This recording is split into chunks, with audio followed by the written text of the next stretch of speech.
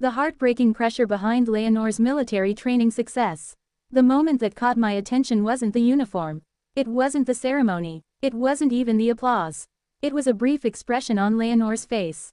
Just a second, maybe less. One of those moments that would be easy to miss if you weren't paying attention. Because while headlines keep celebrating Princess Leonor's military achievements, I keep finding myself asking a different question. What does success actually cost her? And honestly, I think that's the conversation nobody wants to have. Every time Leonor completes another stage of her military training, the public reaction is almost identical. Praise, admiration, pride, and don't get me wrong, a lot of it is deserved. She's taken on responsibilities that most people her age can't even imagine. But here's my hot take. The bigger the success becomes, the heavier the pressure gets. And that's where this story becomes far more emotional than most people realize. Because what if every achievement simply raises expectations for the next one? Think about that for a second. Most young adults are allowed to fail privately. Leonor isn't. Most young adults get to experiment. Leonor doesn't. Most young adults can change direction if they discover a different passion. Leonor already knows the direction her life is supposed to take. That's a completely different reality. And lately, I've started wondering whether the military success everyone celebrates might actually come with a hidden emotional price. Not because military training is bad. Not because Leonor can't handle it. But because success creates its own kind of pressure. The better you perform, the more people expect. The stronger you look, the less people ask whether you're struggling. And that's something I think many viewers can relate to. Have you ever been the person everyone depends on? The person who seems to have everything under control? The person who keeps meeting expectations? Then you already understand part of Leonor's challenge. Because sometimes success becomes a trap. People stop seeing the effort. They only see the result. If you're new to Leonor's story, subscribe, I post every day. Now here's where I think the media gets it wrong. Most coverage focuses on whether Leonor is succeeding. But almost nobody asks what she's giving up in order to succeed. And that matters, because every choice has a cost. Every path closes other paths.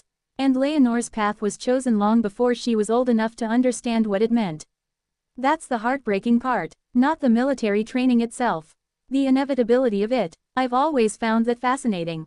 Imagine being born into a role where your future is essentially mapped out from childhood. You can prepare for it. You can embrace it. You can even excel at it.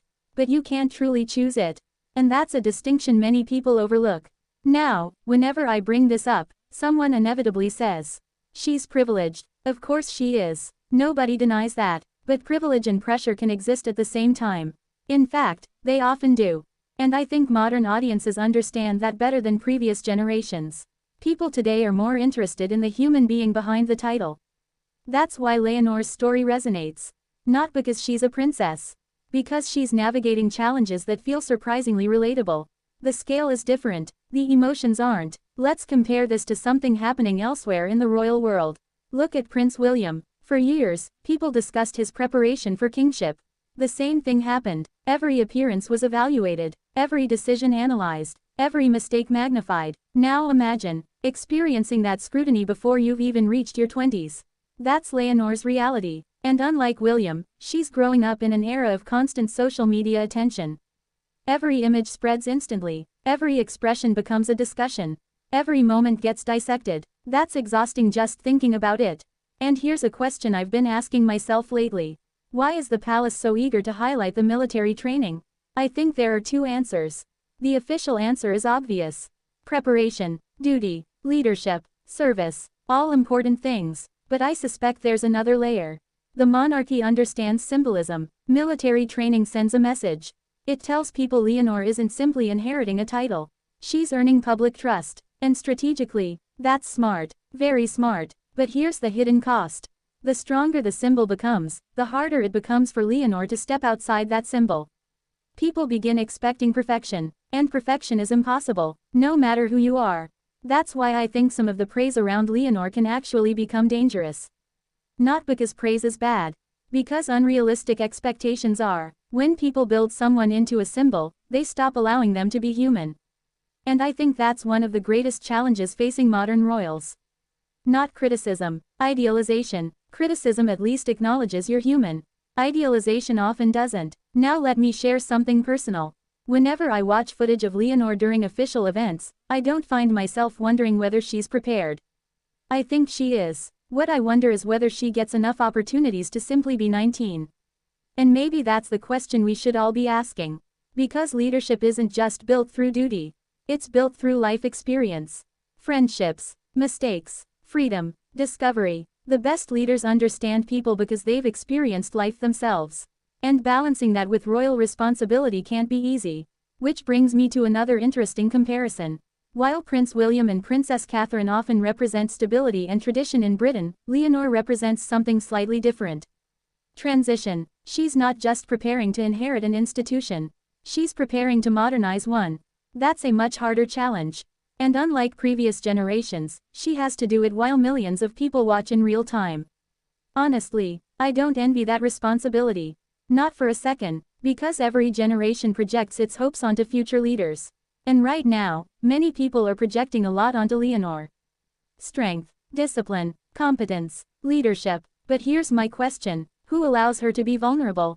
Who allows her to be uncertain? Who allows her to be human? Because every strong person needs somewhere to put the weight they're carrying. And if they don't have that space, eventually the pressure becomes overwhelming. That's true whether you're a future queen or not.